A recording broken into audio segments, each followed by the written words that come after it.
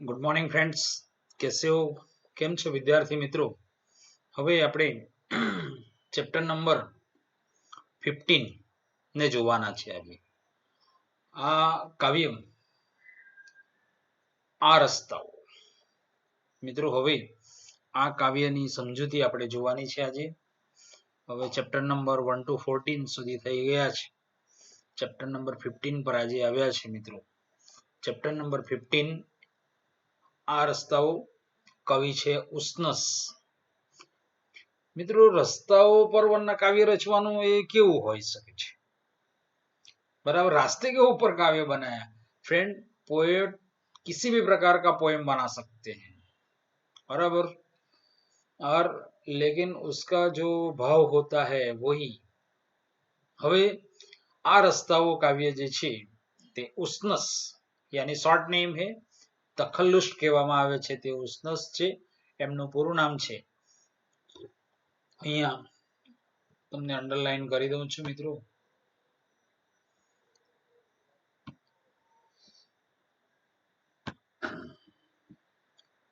Underline કરી દઉં છું.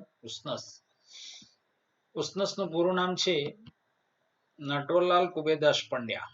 ઉષ્ણસનો જન્મ વડોદરા જિલ્લાના સાવલી ગામમાં થયો હતો. ક્યાં થયો હતો? વડોદરા જિલ્લાના સાવલી ગામમાં થયો હતો. હવે આ મિત્રો ઉચ્ચ કોટીના કવિ છે ઉષ્ણસ. ખરેખર ખૂબ સારા સાહિત્યકાર છે અને ખૂબ સારા કવિ પણ છે. આત્મકથા લેખક નટવરલાલ કુબેરદાસ પંડ્યા ઉષ્ણસનો જન્મ વડોદરા જિલ્લાના સાવલી ગામમાં થયો હતો. તેમણે માધ્યમિક શિક્ષણ ડભોઈમાં તેમજ ઉચ્ચ शिक्षण वडोदरा में લીધું હતું. यानी प्राइमरी एजुकेशन और माध्यमिक शिक्षण उन्होंने उनके गांव में लिया था और हायर एजुकेशन उन्होंने बड़ौदा में लिया था. वलसाडनी कॉलेज में आचार्य पदे रही सेवानिवृत्त થયા હતા. फ्रेंड, मैं भी वलसाड की JP arts and commerce college में ग्रेजुएशन और मास्टर डिग्री किया है और उसी कॉलेज के प्रिंसिपल रह चुके ये हमारे कवि है. સેવાનિવૃત્ત થયા હતા. સ્વાતંત્ર્યોત્તર ગુજરાતી કવિતા ક્ષેત્રે પ્રદાન કરનાર વિશિષ્ટ કવિઓમાં તેમનું સ્થાન મહત્વનું છે. પ્રકૃતિ, સંસ્કૃતિ તેમજ પ્રેમના કવિ છે. ભાવના તેમજ ચિંતન તેમના સોનેટ તેમજ કાવ્યના લક્ષણો છે. મિત્રો આ કાવ્યો બરાબર 15 આ રસ્તાઓ ઉષ્ણસ. પૂરું નામ છે નટવરલાલ કુબેરદાસ પંડ્યા. સાહિત્ય પ્રકાર છે સોનેટ. મિત્રો સોનેટની કેટલી પંક્તિઓ આવે છે? 14. यानी 1 to 14 पंक्ति आती है, उसको क्या कहा जाता है? सोनेट. અને સાહિત્ય પ્રકાર છે સોનેટ. મિત્રો આગળ આપણે 30 નંબરનું ચેપ્ટર જે પોએમ હતું તે પણ આપણે જોયું, બરાબર. મંદાક્રાંતમાં રચાયેલું હતું સોનેટ, વતનનો તલસાડ, બરાબર. એ પણ સોનેટ હતું. આ પણ સોનેટ છે મિત્રો. હવે પ્રસૂન, નેપથ્ય, આદ્રા, મનોમુદ્રા, તૃણનો ગ્રહ, સ્પંદ અને છંદ, અસ્વસ્થ, વ્યાકુળ, વૈષ્ણવ જેવા વિશેષ કાવ્ય સંગ્રહો તેમણે આપ્યા છે. સમસ્ત કવિતા 1955 થી 1995 સુધીની તેમની કવિતાનો સંચય છે. નાના ભૂલકાને ધ્યાનમાં રાખીને શિશુલોક સંગ્રહ આપ્યો છે. ઉપસર્ગ, મૂલ્યાંકનો, રૂપ અને રસ જેવા વિવેચન ગ્રંથો તેમણે આપ્યા છે. તેમજ સદમાતાનો ખાંચો જેવી સ્મરણ કથા તેમની પાસેથી મળી છે. તેમણે કેટલાક નોંધપાત્ર સ્પંદનો પણ આપ્યા છે.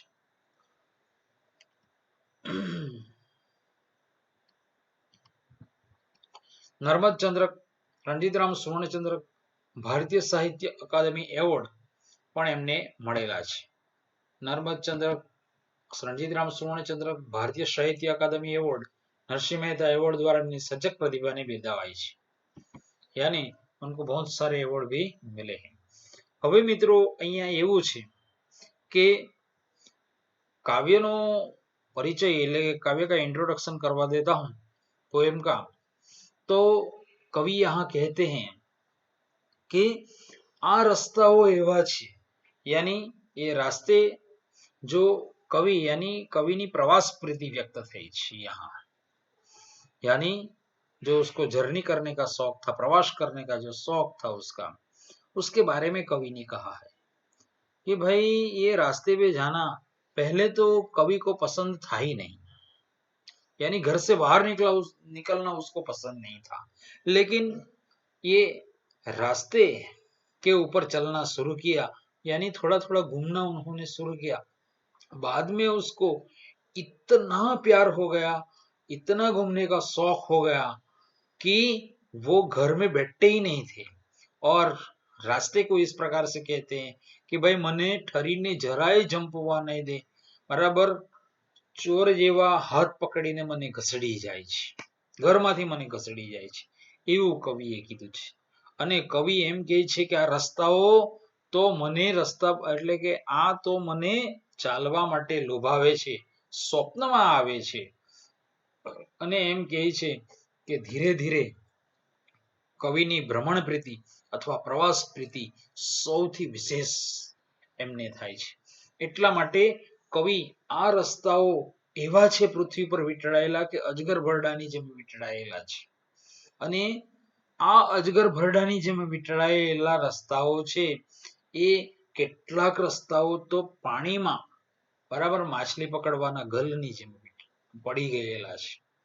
અને આ રસ્તાઓ એવા છે કે જેના ઉપર ચાલવાની મને હવે વ્યાપક એટલે કે ધીરે ધીરે ધીરે ધીરે ધીરે આ એવા બધા રસ્તાઓ પર એવો ચાલે છે, એટલે કે એવી જગ્યાએ ફરવા માંડે છે કે ધીરે ધીરે ધીરે આ રસ્તાઓ અને પૃથ્વીને એટલા બધા ચાહતા થઈ જાય છે કે કવિ એમ કહે છે કે જે માણસ ઘરની બહાર ન નીકળતો હતો એ થોડાક વખત પછી એવી એની પ્રવાસ પ્રીતિ એટલે કે એવી ભ્રમણ પ્રીતિ હોય છે મિત્રો કે આ કવિને હવે એવું લાગે છે કે દુનિયાની આખી જેટલા રસ્તાઓ છે તેટલાનો પ્રવાસ એ કરે, એટલે કે તેમને બધા રસ્તાઓ પર ચાલવાનું એમને ખૂબ ગમે છે। અને એમ કહે છે કે જો કદાચ કોઈક રસ્તા પર નહીં ચાલ્યો હોય તો મારું મૃત્યુ થાય પછી પણ હું આ પૃથ્વી પર ફરી પાછો જન્મ લઈશ, અને જે રસ્તા પર હું નથી ફર્યો તે રસ્તાઓ પર પણ હું ફરવા માંગુ છું, એવું આ કવિ કહે છે। એટલે કે એટલી બધી એને પ્રવાસ પ્રીતિ અને એટલી બધી ભ્રમણ પ્રીતિ એમને લાગી ગઈ હતી કે પછી તો એવો બરાબર આ રસ્તાઓને એવા ચાહતા થઈ ગયા હતા મિત્રો। એટલે આ કાવ્ય આ રસ્તાઓ કવિ ઉસનસ એમનો જન્મ બરાબર વડોદરા જિલ્લાના સાવલી ગામમાં થયો હતો। એમનું પૂરું નામ નટવરલાલ કુબેરદાસ પંડ્યા। હવે આ કાવ્યનો સાહિત્ય પ્રકાર છે સોનેટ। મિત્રો અહીંયા ઇન્ટ્રોડક્શન કરાવી દઉં છું। અહીં કવિની રસ્તા પ્રીતિ લાક્ષણિક રીતે અભિવ્યક્ત થઈ છે। રસ્તા પ્રીતિ એટલે પ્રવાસ પ્રીતિ અભિવ્યક્ત થઈ છે। કવિ રસ્તાઓ વિશે પહેલા તો ફરિયાદ કરે છે, કવિ આ રસ્તાઓ વિશે પહેલા ફરિયાદ કરે છે અને રસ્તાઓ મને ક્યાંય જંપવા દેતા નથી। શું કહે છે કવિ કે મને ક્યાંય જંપવા દેતા નથી, यानी मेरे को बराबर शांति से बैठने देते नहीं है, ચાલવા માટે મને લોભાવે છે, એટલે કે ચાલવા માટે મને લોભાવે છે, સ્વપ્નમાં આવે છે। કવિતાની મજા એ છે કે કવિનો આ સ્થાનિક રસ્તો એટલે કે કવિ આ રસ્તા પર ચાલતા નથી પણ ધીરે ધીરે ઘરમાંથી બહાર નીકળે છે પછી આગળ વધતા વ્યાપક બનતો જાય છે અને કવિ ધીરે ધીરે રસ્તા અને પૃથ્વીને એવા ચાહતા થઈ જાય છે કે મૃત્યુ પછી પણ તેને પૃથ્વી અને પૃથ્વીપટ પર રહેલા રસ્તાઓનું પ્રલોભન રહે છે અને એવી અપેક્ષા સેવા લાગે છે કે હજુ એવા કેટલા રસ્તાઓ છે જ્યાં હું ચાલ્યો નથી। એટલે કવિ એવું કહેવા માંગે છે મિત્રો, ઇન્ટ્રોડક્શન તમને પૂરું કરાવી દીધું છે। હવે બરાબર છે કે આ રસ્તાઓ કે જ્યાં હું ચાલ્યો નથી એવું કવિ અહીંયા કહેવા માંગે છે। બરાબર છે મિત્રો। હવે આ રસ્તાઓ કાવ્ય આપણે સમજવાના છે મિત્રો।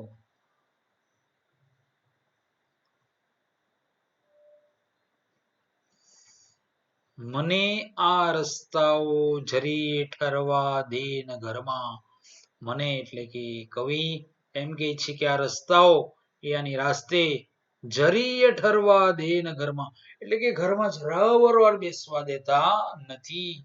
ઘૂસી આવે ક્યાંથી ઘર વગરના ચોર પકડી, घुसी आवे यानी घर में घुस जाते हैं।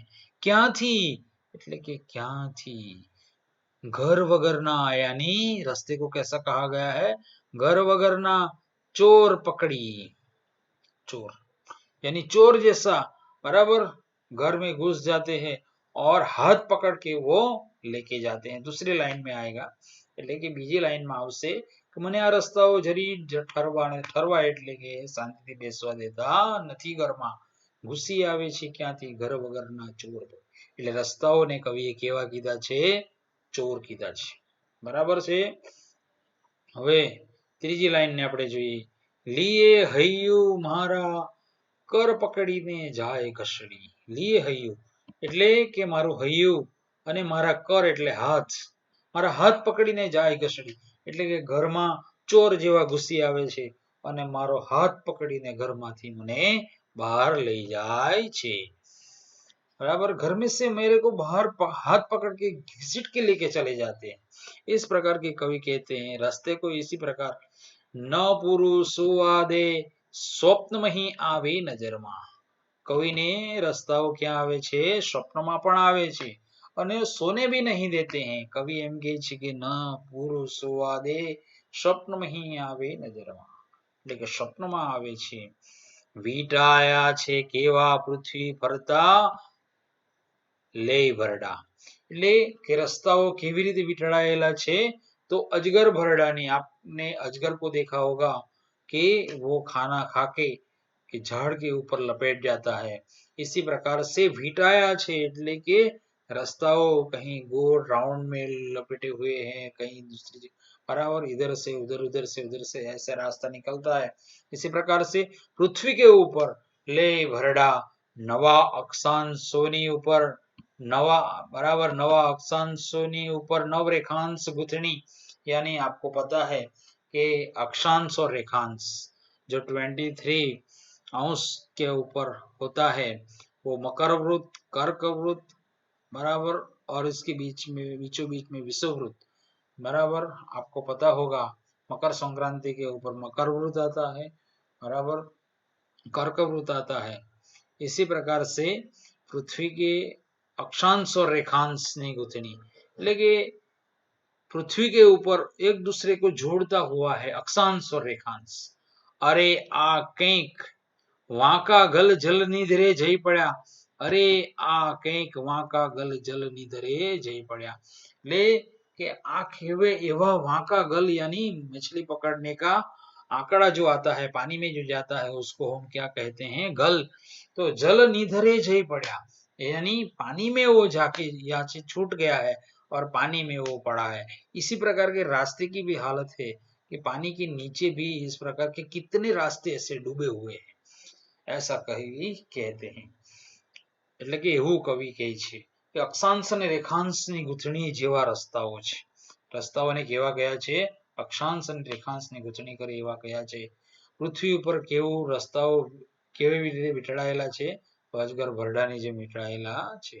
હલાવવા બીજા તરુ વિટપ સાધુ મધપીડા, એટલે કે બીજું મધપુડાની વાત કરી છે કવિએ કે હલાવું તરુ વિટપ એટલે ઝાડની, બરાબર, શાખાઓ, તરુ વિટપ એટલે ઝાડની ડાળી, તરુ વિટપ એટલે સાતો मधपुड़ा, એટલે मधपुड़ा, मधपुड़ा यानी मधमक्खी, मधुमक्खी जो होती है वो छोटे छोटे यानी तरु झाड़ की डालियों के ऊपर होती है।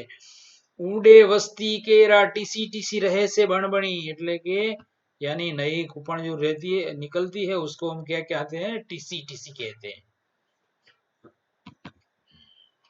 टीसी એટલે કે झाड़ की नई कुपने उसको हम क्या कहेंगे, तरु विटप यानी झाड़ की डाली, और टीसी टीसी मतलब झाड़ की नई नई कुपने आती है, बराबर, नई फूट जो निकलती है उसको क्या कहे, टीसी टीसी रहे सी बणबणी, यानी मधुमक्खी जो होती है उसके ऊपर बैठती है और उसकी आवाज जो गुनगुन होती है वो क्या होती है, बणबणी।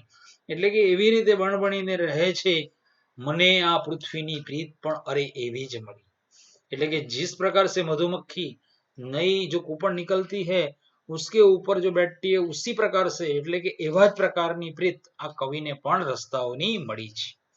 રહેના દિવાલો ભીતર ગૃહિણી સી ઘર કરી, એટલે કે ગૃહિણીઓ જે રીતે ઘરની ચાર દિવાલોની અંદર ભરાઈ રહી છે એવી રહેના દિવાલો એટલે કે એવી કોઈ દિવાલો રહી નથી, છતાં હાવા તો એ રખડું શું હૈયું એવું હળિયું કે, એટલે પહેલા તો હું આવું ઘરની ચાર દિવાલોમાં ભરાઈ રહેતો હતો, પરંતુ હવે તો રસ્તા સાથે એવું મારું હૈયું હળિયું કે હું સ્વર્ગથી આ પૃથ્વી પર પાછો ફરીશ. હા, એટલે કે મને તો હવે હા બરાબર રસ્તાઓની એટલી બધી પ્રીત થઈ ગઈ છે, આ રસ્તાઓની પ્રીત મને એટલી બધી થઈ ગઈ છે, હું સ્વર્ગથી આ પૃથ્વી પર પાછો ફરીશ.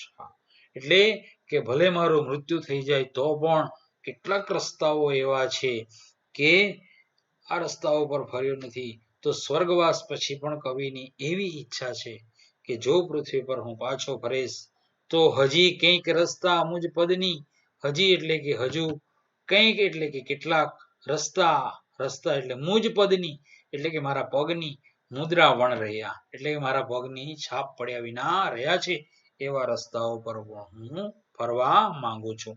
ફરી મિત્રો સમજાવી દઉં છું, મને આ રસ્તાઓ જરી ઠરવા દે ને ઘરમાં, એટલે કે મને આ રસ્તાઓ જરા પણ ઘરમાં ચંપવા દેતા નથી, ઘૂસી આવે ક્યાંથી ઘર વગરના ચોર પકડી, એટલે કે ઘરમાં ચોર જેવા ઘૂસી આવે છે, લીએ હૈયું મારા કર પકડીને જાય ઘસડી, એટલે કે ઘરમાં આવીને મને ચોરની જેમ મારા હાથ પકડીને ઘસડી જાય છે, ન પૂરું સુવા દે એટલે કે મને પૂરું સુવા દેતા નથી, સ્વપ્નમાં અહીં આવે નજરમાં એટલે કે સ્વપ્નમાં પણ મને એ નજરમાં આવે છે, વીટાયા છે કેવા પૃથ્વી ફરતા લે ભરડા, એટલે કે પૃથ્વી પર ભરડો અજગર ભરડાની જેમ લઈને વીટાળાય.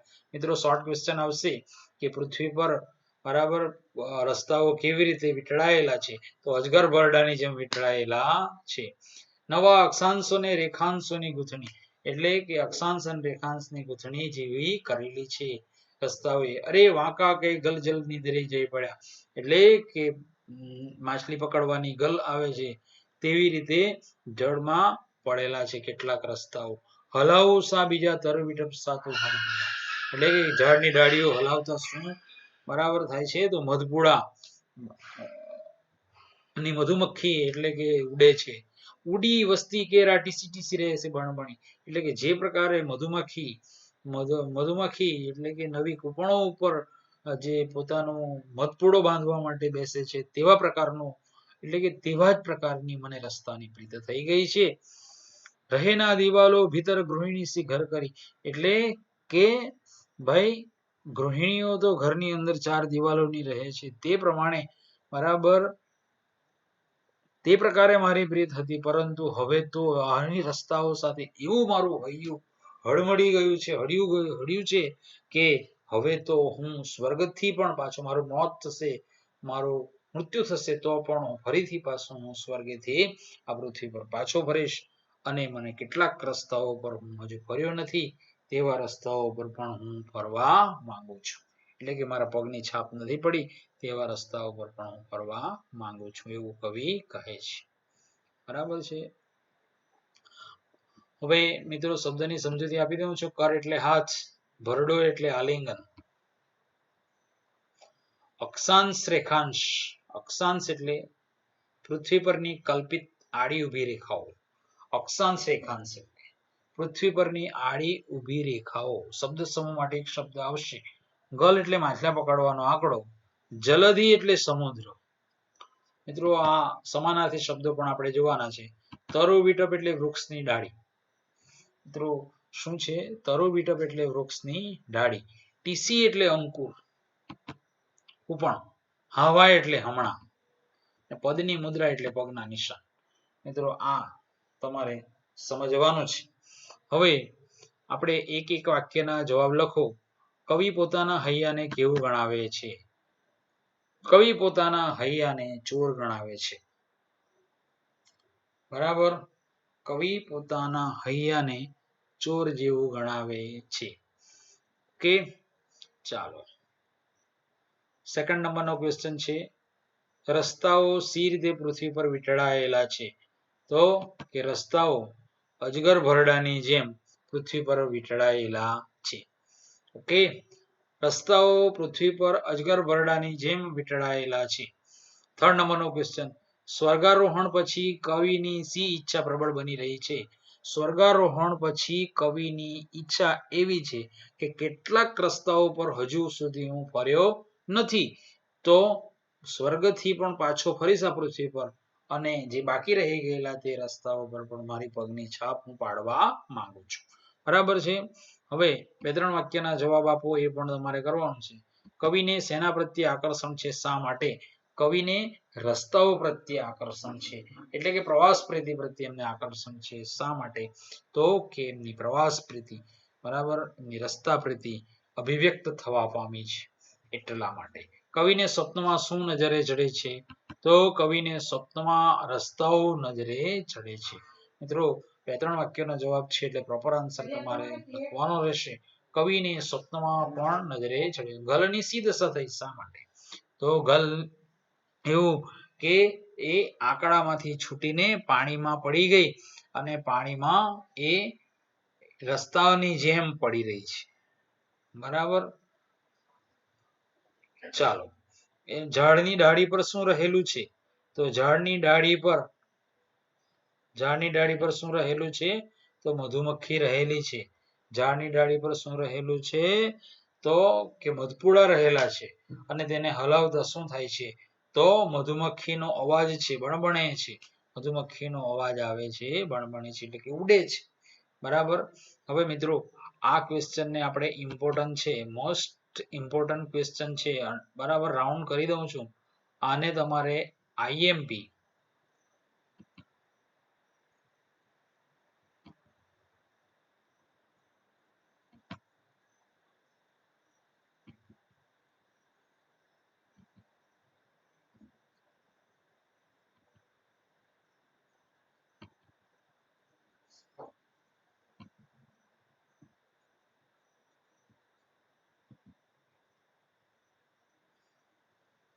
ક્વેશ્ચન કરવાનો છે મિત્રો.